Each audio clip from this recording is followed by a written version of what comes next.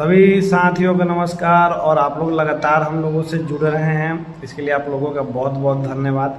आज फिर हम लोग चर्चा करेंगे कि जब न्यायालय की बाधा हट गई है तो विभाग अब सूची जारी करे सरप्लस शिक्षकों का, क्योंकि 73,000 में से मान के चलिए 5,000 लोग डर के भरे होंगे। बाकी जो लोग शिक्षक थे वो अपना स्थानांतरण चाहते थे, उनकी क्या गलती है? उनको इंतजार कराया जा रहा है, इस पर भी विचार लेंगे। क्योंकि अब मुझे लगता है कि जल्द से जल्द अगर सूची जारी कर दे विभाग तो बेहतर रहेगा, क्योंकि शिक्षा और शिक्षक दोनों एक दूसरे के पूरक होते हैं। अगर शिक्षक ही पूरा नहीं होगा तो शिक्षा पूरा दे नहीं पाएगा। इसके बाद TRE 4 की बातें करेंगे कि जब PT ले रहे हैं, मेंस ले रहे हैं, निगेटिव ले रहे हैं तो वेतनमान क्यों चाइनीज। नमस्कार सर, कैसे हैं आप? नमस्कार, मैं अच्छा हूं, आप कैसे हैं? मैं भी ठीक हूं सर। अब देखिए कि जब न्यायालय की बाधा हट गई है, कल हम लोगों ने इस पर चर्चा भी किया था कि हम न्यायालय की प्रक्रिया को ओरल ऑर्डर आने के बाद देखा जाए क्या। जब ओरल ऑर्डर में स्पष्ट है कि सिर्फ याचिका को रोका जाए तो क्यों विभाग अभी तक देरी करे? सूची तैयार है, जहाँ तक मुझे मालूम है कि सूची तैयार है, स्क्रूटनी हो चुकी है। छोटा छोटा संख्या हजार करके भी संख्या में जारी करे कि लोड भी ना पड़े, आपाधापी भी ना मचे। अब देरी किस बात की? देखिए, मैं तो शिक्षा विभाग से यही कहना चाहूँगा माननीय मंत्री जी से कि अब अदालती जो दाव पेच है वो अपने जगह अनवरत चलते रहेगा। अदालती दाव पेच तो है, उसका जवाब आप काउंटर एफिडेविट देना है, आप दीजिए विभाग की तरफ से।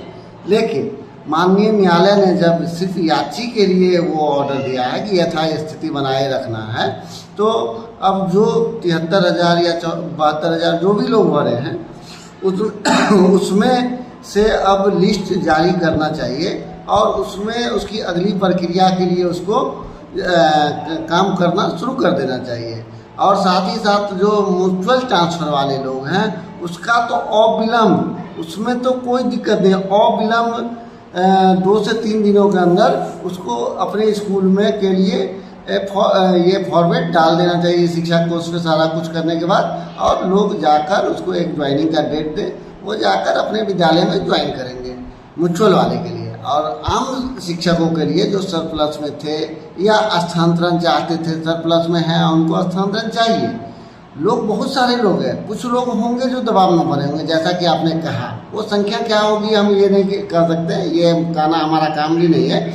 लेकिन उसमें से 9 ये जरूर कह सकते हैं प्रतिशत में कि 90 से 95% लोग अपना स्थानांतरण चाहते हैं, चाहे अपने ज़िला के अंदर या अपने ज़िला के बाहर चाहते हैं। और उन्होंने सरकार के नीति में कदम से कदम मिलाकर फॉर्म भी भरा तो अब उसको छोटी छोटी संख्या में क्यों, उसका जो स्क्रूटनी करना है, जो करना है करके अब उसका अविलंब एक मुश्त उसका जारी कर देना चाहिए कि ये लीजिए आपका ट्रांसफ़र फलाने विद्यालय में हुआ, उसका लेटर जैसे ही शिक्षा कोष के माध्यम से आता है उसमें डालें और उनका एक टाइम लाइन डिसाइड कर दे, वो अपने विद्यालय में जाकर ज्वाइन करेंगे। और खुशी जब जाके ज्वाइन करेंगे आप खुश होंगे। अगर वो तनाव मुक्त होंगे शिक्षक तो अच्छी तरीके से पढ़ाएंगे।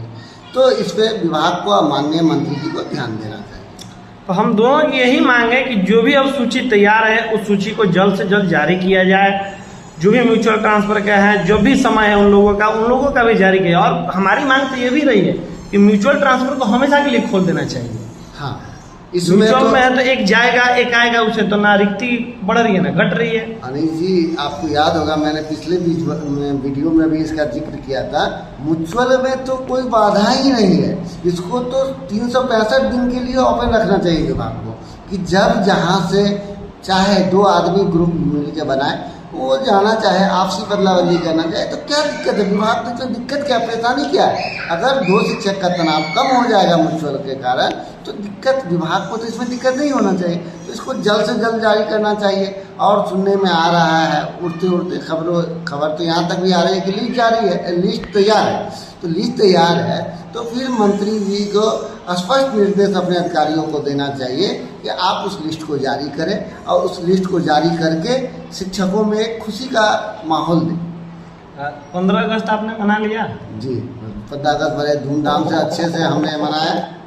मना लिया तो एरियर आया, शिक्षा मंत्री जी तो बोले 15 अगस्त तक आ जाएगा। ये तो विभागीय बात है, मंत्री जी ने सार्वजनिक मंचों से कहा था, ये हम सभी जानते हैं, इससे ज़्यादा कुछ कहना उचित नहीं होगा।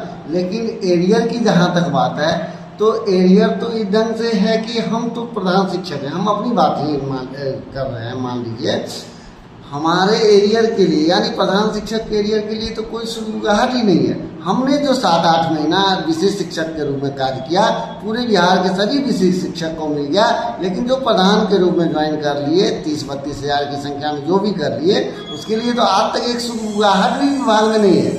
पता नहीं क्या है। और शिक्षक कोई भी हो, पैसा की तो सबको कमी रहती है, वो हमारा कमाया हुआ पैसा है, वो सरकार के और शिक्षा विभाग के नीतियों के कारण हमारा पैसा फंसा हुआ है, तो उसको तो अविलंब जारी करवाते हुए, विभाग को आदेश देते हुए जारी करवाना चाहिए। मेरा बात थोड़ा गौर से सुनिए सर, वो हमारी मेहनत की कमाई है। उस मेहनत की कमाई के लिए हम लोग कार्यालय का चक्कर लगाते हैं, मंत्री जी का गुहार लगाते हैं, वो तो अपनी मेहनत की कमाई है।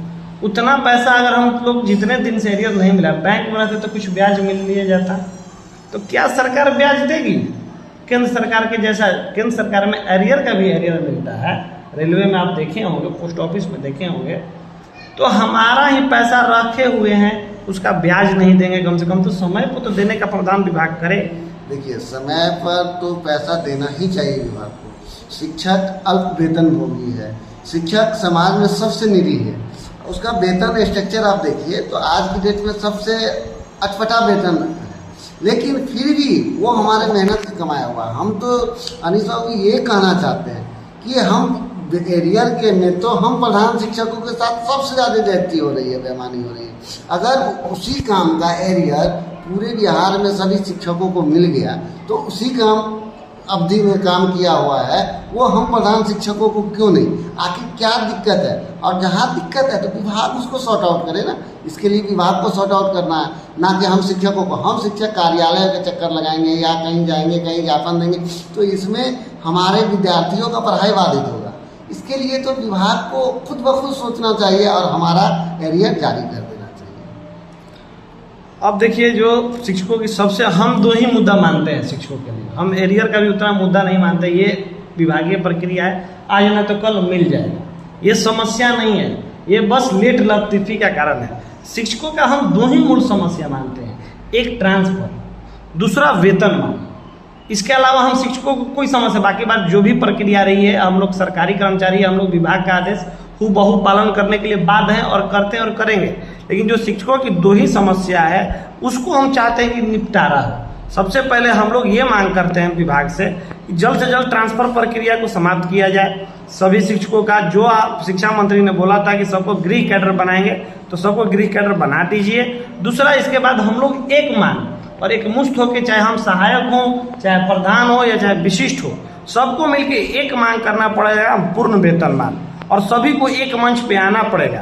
अलग अलग व्हाट्सएप कमेंट करने से वेतनमान नहीं मिलने जा रहा है। इसके लिए आप क्या कहना चाहते हैं? देखिए, ट्रांसफ़र के लिए तो हमने कह ही दिया, स्थानांतरण एक प्रक्रिया है, वो नौकरी में लगी रहती है। लेकिन मंत्री जी आश्वासन दिए हैं कि सभी को अपने गृह जिला भेज दिया जाएगा, तो गृह जिला जितना जल्दी हो भेज दें, चाहे जो भी हम ये नहीं कहते गृह प्रखंड की बाध्यता लगा दिए तो कोई दिक्कत नहीं। गृह प्रखंड नहीं, हम गृह प्रखंड में नौकरी भी करना भी नहीं चाहते, लेकिन हमें गृह जिला जाने का अधिकार है।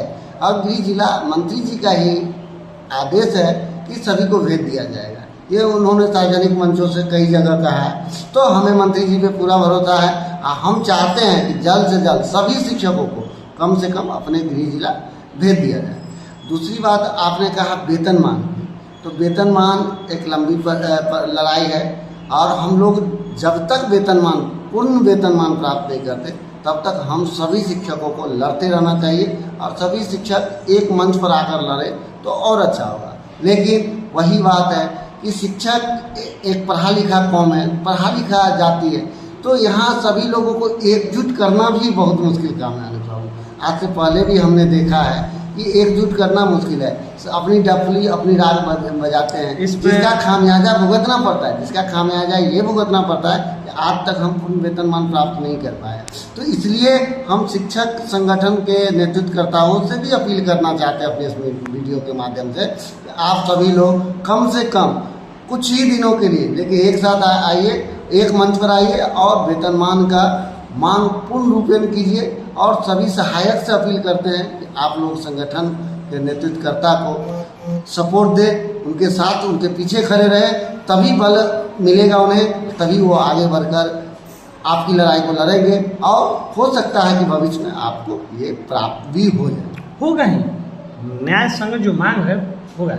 और मुझे जहाँ तक लगता है कि जो हमारे प्रिय माननीय शिक्षा मंत्री जी श्री मिथिलेश तिवारी जी हैं, इनके कार्यकाल में ही हमको वेतनमान मिलेगा। इतने भोकल शिक्षा मंत्री शायद हम बहुत अरसा के बाद देख रहे हैं, जो शिक्षकों के डायरेक्ट समस्या सुनते हैं और उस पर बोलते हैं। तो इससे पूर्व में जो भी शिक्षा मंत्री बने थे वो शिक्षकों की समस्या पर बोलते ही नहीं थे।